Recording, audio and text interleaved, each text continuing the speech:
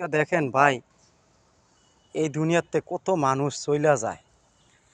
হ্যাঁ, তারপরে আমাদের অহংকার হিংসা এগুলা কমাইতে পারি না। তা আজকে কিছু কথা বলবো যে ভাই, আমাদের দেশে একটা লোক আছে, অনেক অহংকার, অনেক দেমাগ তার। হ্যাঁ, তো অনেক অহংকার, অনেক দেমাগ এবং কি অনেক কোটিপতি, অনেক টাকাওয়ালা, প্রচুর টাকাওয়ালা। তো সেই লোকটা বাজারে যাইলে মানুষ গরম করে লেতো, যে এই লোকটার কারণে মানুষ বাজারে থাকতে পারতো না, অনেক অহংকার। আপনার করে কি জানেন, যদি কেউ বাজারে যাইতো বা সার দোকানে বসতো, মানুষ উইটা আইসা পড়তো, সাধারণ মানুষগুলা। তা আজকে তার বিষয়ে কথাগুলো বলবো। অনেক অহংকার, অনেক টাকা পয়সা তার। তো সে এককালে মানে এমন গরিব ছিল, এরপরে আল্লাহ পাক তাকে কিছু টাকা দিছে, যাই হোক সে টাকা ধরে রাখতে পারে না। মানে টাকা ধরে রাখছে কথা ঠিকই, তার ভিতরে অনেক গরিমা অহংকার। তো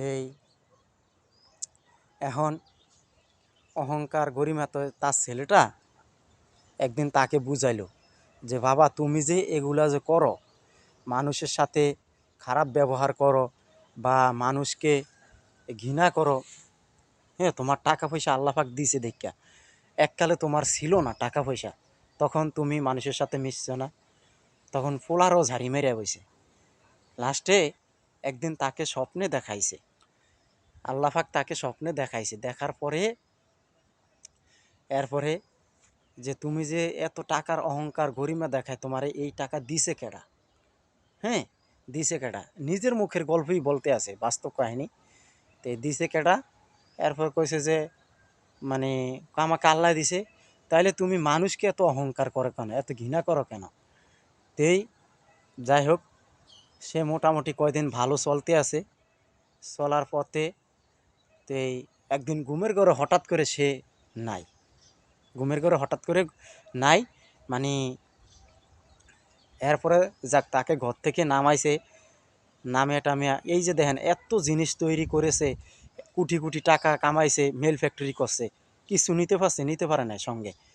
তাই যখন ধোয়া টোয়া খাড়ে উঠে নিয়ে যেতে আছে, কাফনের কাফন বান্ধা, তখন এক হাত বাইর করে রাখছে, এইভাবে এইভাবে এক হাত বাইর করে রাখছে, বাইর করে মানুষকে বুঝাইতেছে, চাইছে কি জানেন, যে আজকে দেখো আমি এত অহংকার করছি, এত গরিমা দেখেছি টাকা নিয়ে, আজকে আমি শুধু খালি হাতে যাইতে আছি। একটা মানুষ মরার পরে সে মানুষকে বুঝালো আমি খালি হাতে যাচ্ছি, মরার পরে বইলা গেছে আমি খালি হাতে যাইতে আছি এইভাবে। তে ভাই আসেন আমরা অহংকার বাদ দিয়ে দিই।